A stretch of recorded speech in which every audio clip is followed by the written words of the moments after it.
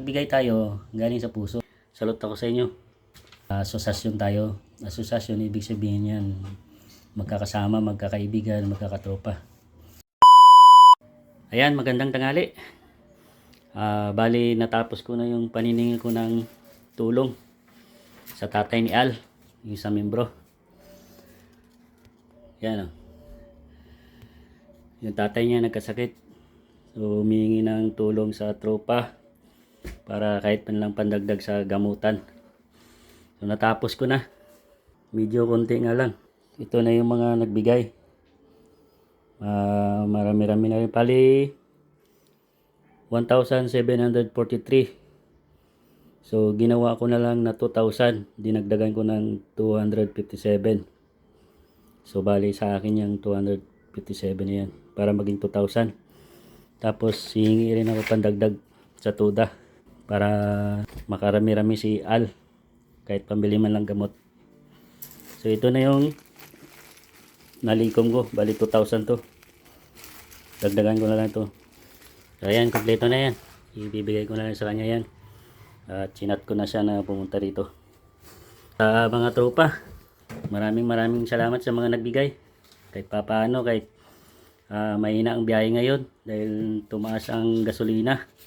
Tapos walang mga pasahero kasi may work from home. Tapos yung iba walang mga pasok.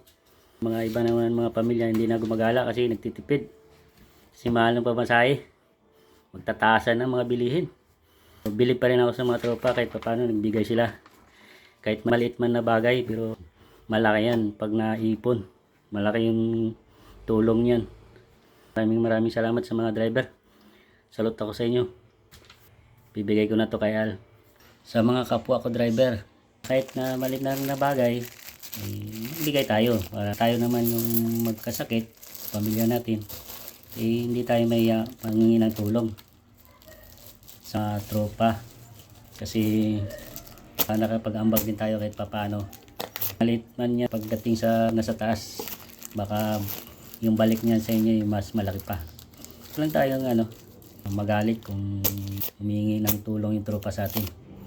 Kasi yan naman voluntary lang naman yan. Kung ayaw mo, hindi huwag ka na magbigay. Kung galit ka, huwag ka na magbigay. Kasi kung masama naman ang loob mo, baka masama rin ang balik niyan sa nangihingi. Kung magbigay tayo, galing sa puso, yung hindi tayo napipilitan. Para bukal ba sa kalooban natin na magbigay.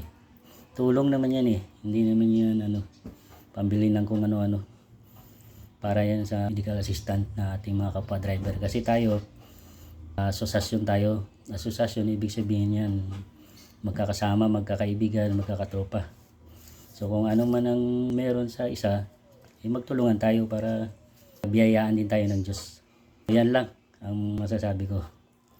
Sa mga lahat ng bigay, maraming salamat. God bless sa inyo. Ingat kayo sa biyahe. Sana pagpalain kayo ng Diyos sa araw-araw niyong ginagawa. Bye-bye.